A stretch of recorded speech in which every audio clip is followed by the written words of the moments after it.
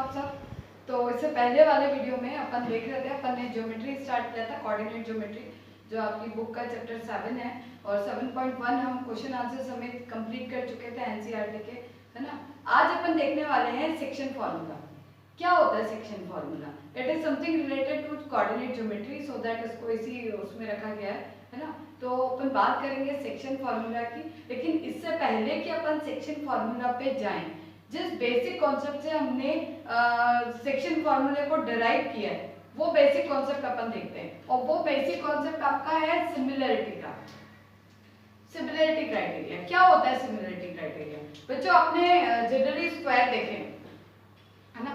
मैंने आपसे कहा 5 सेंटीमीटर का स्क्वायर बनाओ, मैंने आपसे कहा 10 सेंटीमीटर का स्क्वायर बनाओ, they all are same in shape, है ना। चाहे 5 का बनाओ चाहे 10 का बनाओ, बस उनका साइज छोटा बड़ा होता है ना। लेकिन वो साइज में सब बराबर, शेप में सब इक्वली होते हैं, एक जैसे ही होते हैं। हम सर्कल बनाते हैं, है ना, 5 सेंटीमीटर का बनाए, 10 का बनाए, 15 का बनाए, शेप तो एक ही होता है उनका, है ना। तो ये सब होते हैं सिमिलरिटी। मैंने आपकी एक फोटो खींची, आप कहीं गए, आपने फोटोज खिंचाई बहुत सारी, और आपको उसमें से एक फोटो पसंद आ गया, तो आपने क्या कर दिया, उसको लार्ज करवा लिया, एनलार्ज करा लिया, और लेकिन उसका शेप तो वही रहेगा ना। आपने उसका साइज बड़ा कर दिया, लेकिन उसका शेप क्या है, वही है। तो ये कहलाते हैं सिमिलर, है ना। तो सिमिलर जो होते हैं, अगर मैं ट्राइंगल में बात करूं कि अगर दो ट्राइंगल अगर सिमिलर है ना, कब सिमिलर होते हैं दो ट्राइंगल? जब उनके कोई भी दो एंगल इक्वल होंगे या उनकी लाइंस का रेशियो क्या होगा, इक्वल होगा, तो वो क्या होते हैं, सिमिलर होते हैं। सेम इसका उल्टा, अगर दो ट्राइंगल जो हैं वो क्या है, सिमिलर है शेप के अंदर, तो उनकी लाइंस के रेशियो क्या होंगे, इक्वल होंगे। समझ में आ रही है मेरी बात? अगर दो ट्राइंगल, मान लो मैंने आपसे ये कहा है कि ये कोई एक 90 डिग्री का राइट एंगल ट्राइंगल है ना, और ये भी क्या है, एक राइट एंगल ट्राइंगल है ना। तो ये क्या दिख रहा है आपको, इनका शेप एक सा ही है ना, लेकिन क्या है कि शेप तो एक है लेकिन इनका साइज अलग अलग है। तो ऐसे में क्या होगा, अगर ये ABC है और ये PQR है ना, तो इनकी जो लाइंस के रेशियो है वो क्या होंगे, सेम होंगे। जैसे अपन इसको फिर ऐसे लिख सकते हैं, AB upon BC is equal to PQ upon QR, है ना। So we can also write कि भाई PQ और QR जो है इसको आप इधर ले आओ, तो ये AB upon PQ is equal to BC upon QR, है ना। तो अगर दो ट्राइंगल जो हैं, ये ट्राइंगल और ये ट्राइंगल, अगर ये सिमिलर है, सिमिलर का मतलब आपको समझ में आ गया, उनका शेप इक्वल है ना, शेप बराबर है, उनका शेप एक सा है। और शेप कब एक सा होगा, जब कोई भी दो एंगल उनके इक्वल होंगे, है ना। तो दो एंगल अगर इक्वल है तो तीसरा तो ऑटोमेटिकली इक्वल आ जाएगा, है ना। तो यहाँ पे दो कंडीशंस आपको दिख रही होंगी, एक तो ये और एक ये, दोनों में मैंने कुछ नहीं किया है। मैंने क्या किया है, इसकी दो लाइन का रेशियो इसकी दो लाइन के रेशियो के इक्वल कर दिया है ना। तो कभी भी जब दो ट्राइंगल सिमिलर होते हैं तो उनकी लाइंस के रेशियो क्या होते हैं, हमेशा इक्वल होते हैं। ठीक है, सिमिलरिटी क्राइटेरिया मैंने आपको बता दिया, जिनके शेप क्या होते हैं, बराबर होते हैं, बिल्कुल शेप एक समान होते हैं। ठीक है, कि एक छोटी पेंसिल लो और एक बड़ी पेंसिल लो, छील छील के आधी हो गई है ना, लेकिन शेप तो उसका एक बराबर ही है ना, तो वो दोनों पेंसिल्स क्या कहलाएंगी, सिमिलर कहलाएंगी। ठीक है, तो उसी तरीके से ये, और अगर वो सिमिलर हैं तो उनकी लाइंस के रेशियो क्या होंगे, इक्वल होंगे। ठीक है, बात समझ में आ गई? नहीं आई हो ना तो दोबारा से वीडियो देखना। ठीक है, पहली चीज हम सिमिलरिटी क्राइटेरिया की अभी यहाँ बात कर रहे हैं कि अगर दो ट्राइंगल सिमिलर हैं तो उनकी लाइन के रेशियो क्या हो जाएंगे, इक्वल हो जाएंगे। ठीक है, अब इसी कॉन्सेप्ट पे हम आगे बढ़ेंगे और हम सेक्शन फॉर्मूला डिराइव करेंगे।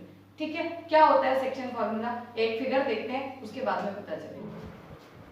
तो अब बात करेंगे सेक्शन फॉर्मूला की। सेक्शन फॉर्मूला क्या है? इससे पिछला वाला जो हमारा टॉपिक था उसमें अपन ने क्या देखा था कि आपके पास एक कोई लाइन थी AB, ठीक है ना, और इस AB के आपके पास में कोऑर्डिनेट दिए हुए थे, वो आपके पास क्या थे, इसके थे अपने पास x1 और y1, और इसके थे हमारे पास x2 y2। ठीक है, और हमने क्या फाइंड आउट किया था, इनके बीच का डिस्टेंस फाइंड आउट किया था। ठीक है, अब वाला जो हम करने जा रहे हैं सेक्शन फॉर्मूला, उसमें लाइन, अभी भी लाइन है, ये लाइन है AB, और इस लाइन को के ऊपर कोई पॉइंट है P। ठीक है, और इस पॉइंट P के कोऑर्डिनेट हम मान लेते हैं x एंड y। ठीक है, ये जो पॉइंट P है ये कहीं ना कहीं तो होगा लाइन के ऊपर। अब अगर ये लाइन के ऊपर ही है तो ये लाइन को दो पार्ट में डिवाइड कर रहा है, जिन दो पार्ट में ये डिवाइड कर रहा है वो रेशो हमें पता नहीं है, तो वो रेशो अपन मान लेते हैं m1 और m2, है ना। ये डिवाइड करेगा तो कोई ना कोई भाग में तो करेगा, दो या तीन भाग में करेगा। हो सकता है कि ये इसको 2:3 में डिवाइड कर रहा है, हो सकता है इक्वली डिवाइड करे, हो सकता है 1:2 में डिवाइड करे, है ना। तो पॉइंट जहां भी है वो लाइन को दो भाग में डिवाइड करेगा और वो पार्ट अपन m1 और m2 मान लेते हैं, ठीक है। अब मुझे फाइंड आउट करना है, मेरे पास में x1 y1 है, x2 y2 है। मेरे को ये भी बता दिया गया कि m1 की वैल्यू भी है, m2 की भी वैल्यू मुझे पता है। अब मेरे से ये पूछा है कि ये जो पॉइंट P है ना, इस पॉइंट P के कोऑर्डिनेट निकालने, है ना। और उसके लिए जो हम फार्मूला डिराइव कर रहे हैं वही फार्मूला सेक्शन फार्मूला कहलाता है। क्या निकाल रहे हैं हम, ये जो पॉइंट P है, AB लाइन पे जो पॉइंट P है इसके कोऑर्डिनेट हमको फाइंड करने। तो इसके लिए हम क्या करेंगे, देखो सिंपली हम क्या करते हैं, ए पॉइंट को थोड़ा सा इधर लिख लीजिए, यहां से हम एक लाइन ड्रॉ करते हैं परपेंडिकुलर, यहां से भी एक लाइन परपेंडिकुलरली ड्रॉ करिए, यहां से भी एक लाइन परपेंडिकुलरली ड्रॉ करिए, कर लिया। अब वही लाइन इधर से भी ड्रॉ करेंगे, ये जो आपका पॉइंट है ना, यहां से इस लाइन को यहां तक पहुंचा दो, सेम इस लाइन से भी करिए, इसको भी यहां तक पहुंचा दो, हो गया। अब अगर आपको कुछ नजर आ रहा है तो यहाँ पे दो ट्राइंगल्स बन रहे हैं, है ना। कहां से, एक तो ये वाला बन रहा है देखो, और एक ये वाला बन रहा है ना। हम किन दो ट्राइंगल की बात करेंगे, आपका m1 और m2 जिसका हाइपोटेनियस है, ये अपन ने परपेंडिकुलर डाला है तो ये 90 डिग्री है, ठीक है। ये परपेंडिकुलर डाला है तो ये भी 90 डिग्री। अब अगर ये दोनों परपेंडिकुलर है दैट मींस ये लाइन और ये लाइन पैरेलल है, ठीक है। अगर ये लाइन और ये लाइन पैरेलल है तो ये एंगल और ये एंगल बराबर हो जाएगा ना। अगर किसी दो ट्राइंगल में दो एंगल इक्वल है तो तीसरा तो ऑटोमेटिकली इक्वल ही आएगा ना, है ना। तो ये दोनों ट्राइंगल क्या हो गए बच्चों, ये दोनों ट्राइंगल सिमिलर हो गए। और सिमिलरिटी क्राइटेरिया मैंने अभी आपको थोड़ी देर पहले बताया था कि जब कोई दो ट्राइंगल सिमिलर होते हैं तो उनकी लाइंस के रेशियो क्या होते हैं, हमेशा इक्वल होते हैं, ठीक है। तो हमारे पास में ये दो ट्राइंगल हो गए और मैंने यहाँ भी नेमिंग कर दी, देखो Q और यहाँ पे C। तो हमारे पास दो ट्राइंगल कौन कौन से हो गए, triangle APQ and triangle PBC, है ना। कौन कौन से दो ट्राइंगल हो गए देख लेते हैं अपन, triangle APQ and triangle PBC, ये दो ट्राइंगल हो गए हमारे पास, ठीक है। और ये दोनों ट्राइंगल सिमिलर हैं, क्यों सिमिलर है, क्योंकि ये एक तो 90 है और ये दोनों पैरेलल है, तो ये एंगल और ये एंगल भी क्या होंगे, बराबर होंगे। तो ये दोनों ट्राइंगल सिमिलर ट्राइंगल है। अब सिमिलर ट्राइंगल है तो इनकी लाइंस के रेशियो इक्वल होंगे, है ना। तो कौन कौन सी लाइन ले लेते हैं अपन, देखो AQ और PC, है ना। तो AQ अपॉन PC कर लेते हैं, AQ अपॉन PC, फिर किसके बराबर होगी, AQ और PC, तो ये हो गया। फिर ले लो आप PQ और PC, PQ, सबसे पहले अपन हाइपोटेनियस वाला लेते हैं, ठीक है। हाइपोटेनियस कौन सा है, ये वाला इसका। तो इसका हाइपोटेनियस तो है AP और इसका हाइपोटेनियस है PB। तो AP अपॉन PB किसके बराबर होगा, AQ अपॉन PC के,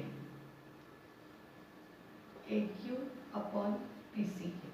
फिर आ जाओ आप PQ upon BC, PQ upon BC, ठीक है। तो ये तीनों लाइनों के रेशियो आपस में क्या होंगे, बराबर होंगे। क्यों, क्योंकि ये है सिमिलर्स, है ना, सिमिलर ट्राइंगल है। अब अपन तो देखो, अपन ने सिमिलरिटी क्राइटेरिया से अपन ये इक्वेशन लेकर के आ गए, AP upon PP, AQ upon PC और PQ अपॉन BC। अब इन दोनों ट्राइंगल से अपन क्या करते हैं, हमारे पास में कोऑर्डिनेट्स हैं और हम कोऑर्डिनेट से हम AP, BP, AQ, PC और PQ, BC इन सब की वैल्यू रखते हैं, ठीक है। तो सबसे पहले हम बात करते हैं AP की। AP P पॉइंट अपना कहाँ था, ये P पॉइंट था। AP क्या है हमारे पास, M1, तो M1 AP की जगह रख दिया मैंने M1। PB हमारे पास क्या है, M2, ठीक है। चलिए अब बात करेंगे AQ की। AQ क्या है, देखो AQ, A के x के कोऑर्डिनेट क्या है, A के x के कोऑर्डिनेट है x1, ठीक है। और P के x के कोऑर्डिनेट क्या है, अभी अपन ने लिखे थे x और y, है ना। यही तो हम फाइंड कर रहे हैं सेक्शन फार्मूला में, x y तो फाइंड करना है हमको, ठीक है। तो P के x के कोऑर्डिनेट क्या है, x। तो इस हिसाब से अगर मैं बात करूं कि AQ क्या है, तो AQ क्या हो गया है हमारे पास में x माइनस x1, तो AQ की वैल्यू हो गई x माइनस x1, ठीक है। और PC क्या हो गया बच्चों, PC P के x के कोऑर्डिनेट क्या है x और C के x के कोऑर्डिनेट क्या है, आ जाओ इधर, ये हो गया x2, तो PC क्या हो गया x2 minus x, x2 minus x ये हो गया, ठीक है। अब चलते हैं PQ पे फिर से, PQ क्या है, Q के कोऑर्डिनेट क्या है हमारे पास में, Q के कोऑर्डिनेट दिए हुए हैं क्या हमारे पास x के y के, सॉरी Q के y के कोऑर्डिनेट वही होंगे जो A के हैं, क्योंकि ये परपेंडिकुलर है, सीधी लाइन है, तो जिस लाइन पे Q होगा उसी लाइन पे A होगा, तो A के कोऑर्डिनेट क्या है y के, y एक्सिस के y1, ठीक है। और P के कोऑर्डिनेट क्या है y दिया हुआ है अपने को, ठीक है। तो Q के हमारे पास में PQ हमारे पास क्या हो जाएगा, PQ हमारे पास हो जाएगा y माइनस y1, तो PQ लिख दो y माइनस y1। फिर बात करेंगे हम BC की, तो B के y के कोऑर्डिनेट क्या हैं, BC के ये इसके बराबर ही होएगा BC, तो इसके y के कोऑर्डिनेट देखो y2 है, तो ये डिस्टेंस और ये डिस्टेंस बराबर ही होगा, है ना। हमको BC चाहिए, BC किसके बराबर होगा, इसके, और ये डिस्टेंस क्या है y2 माइनस y1। अब कहोगे ये कैसे हो रहा है, देखो सिंपल, अगर ये लाइन है यहाँ से 0 से शुरू हो रही है, ये 1 है, ये 2 है, ये 3 है, मैंने आपसे कहा ये डिस्टेंस कितना है, तो आप 2 में से 1 माइनस कर दोगे और कह दोगे मैम 1 है ना। तो सेम चीज यहाँ पे मैंने आपसे ये डिस्टेंस पूछा है, तो सिंपली इसमें से इसको माइनस कर देंगे हम, x माइनस x1। ऐसे ही यहाँ पे मैंने आपसे ये डिस्टेंस पूछा है ना, तो ये डिस्टेंस और ये डिस्टेंस बराबर है क्योंकि हमने परपेंडिकुलर डाला है, तो y2 माइनस y1, है ना, ये हो जाएगा y2 माइनस y, ठीक है। अब हमारे पास में वैल्यू रखने के बाद हमारे पास ये चीज आ गई थी, ध्यान से देखना, है ना, वैल्यू रखने के बाद हमारे पास ये चीज आ गई है। अब हम इसको सॉल्व करेंगे, तो एक साथ 3 तो कर नहीं सकते, पेयरिंग करनी पड़ेगी ना, तो पहले हम कोई 2 ले लेते हैं, तो हम ये दोनों पहले उठा लेते हैं, ठीक है। तो हमने क्या लिया, m1 upon m2 is equals to x minus x1, ठीक है। अब मल्टीप्लाई कर दीजिए जल्दी जल्दी, क्रॉस मल्टीप्लाई किया तो क्या आ गया, m1 x2 माइनस x, ठीक है। इसको किया तो क्या आया हमारे पास, m2 x minus x1।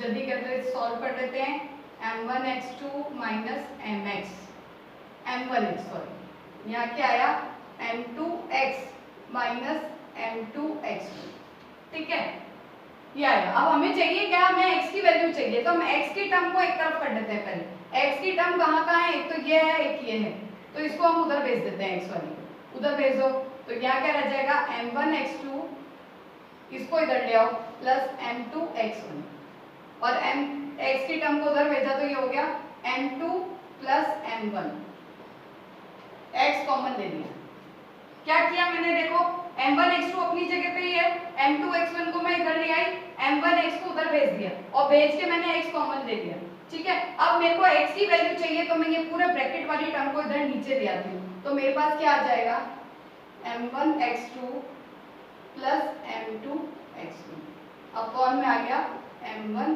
Plus m2 is equals to x। तो ये मैंने फॉर्मूला डिराइव कर दिया x के लिए, है ना। अगर मुझे x के कोऑर्डिनेट चाहिए तो मेरा फॉर्मूला क्या हो गया, m1 x2 plus m2 x1 upon m1 plus m2, ये हो गए x के कोऑर्डिनेट, ठीक है। m1 यहाँ पे हमको m1 x2 और m1 सॉरी यहाँ हमें m1 m2 x2 और x1 इन चारों की वैल्यू गिवन रहेगी क्वेश्चन में, अगर नहीं है तो फिर कुछ और दिया हुआ होगा ना, कंडीशन कुछ और दी होगी। कुल मिला के x का रिलेशन ये बनेगा इन सब के साथ। तो ये आपका एक सेक्शन फॉर्मूला डिराइव हो चुका है, x की वैल्यू हम फाइंड आउट कर चुके हैं, ठीक है। अब चलते हैं हम y की तरफ, है ना। दोबारा देख लीजिएगा अगर आपको वीडियो समझ नहीं आया, अभी हमने ये 2 क्वेश्चन उठाए थे बच्चों, है ना, पहला और दूसरा। अब हम फर्स्ट को थर्ड के साथ में सॉल्व करेंगे, ठीक है। तब क्या होता है, चलो नेक्स्ट पे चलते हैं। एक फॉर्मूला हम डिराइव कर चुके हैं, दूसरा करते हैं। चलिए हम ले लेते हैं m1 upon m2 is equals to y minus y1 upon y2 minus y1। वही क्रॉस मल्टीप्लाई करेंगे तो आपके पास आ जाएगा m1 y2 माइनस y1, थोड़ा सा इधर लिख लेते हैं, m1 y2 minus y1 is equals to m2 y minus y1। ठीक है, सॉल्व करिए, अंदर मल्टीप्लाई करेंगे तो ये हो गया m1 y2 minus m1 y1 is equals to m2 y minus m2 y1। ठीक है, ये सही। अब हमें वही काम करना है, क्या करेंगे हम, y फाइंड आउट करना है तो y की टर्म को हम एक तरफ ले आते हैं। ठीक है, यहाँ मैंने गलती से y1 लिख दिया था। ठीक है, y की टर्म को उधर भेज देते हैं तो ये हो गया m1 y2, इसको इधर ले आइए y1 को तो ये हो गया m2 y1। ठीक है, y की टर्म को उधर भेज दीजिए तो ये हो जाएगा आपका m2y प्लस m1y। अब सेम वही काम करना है आपको, y कॉमन ले लीजिए तो ये हो जाएगा m1 प्लस m2, प्लस में है तो अपन किधर भी लिख सकते हैं m1 और m2 को। अब y की वैल्यू आपके पास क्या आ जाएगी, y इज इक्वल टू आपके पास आ गया m1 y2 plus m2 y1, m1 plus m2 नीचे चला जाएगा, ये हो गया आपका y।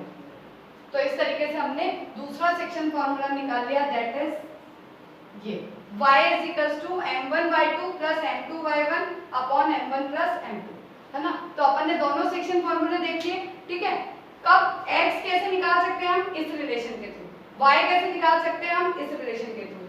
x y तो आपने निकाले, अब सपोज कभी आपको रेशियो निकालना है लाइंस का, यानी m1 और m2 की वैल्यू फाइंड करनी है और x1 y1 की वैल्यू दी हुई है, तब हम क्या करेंगे।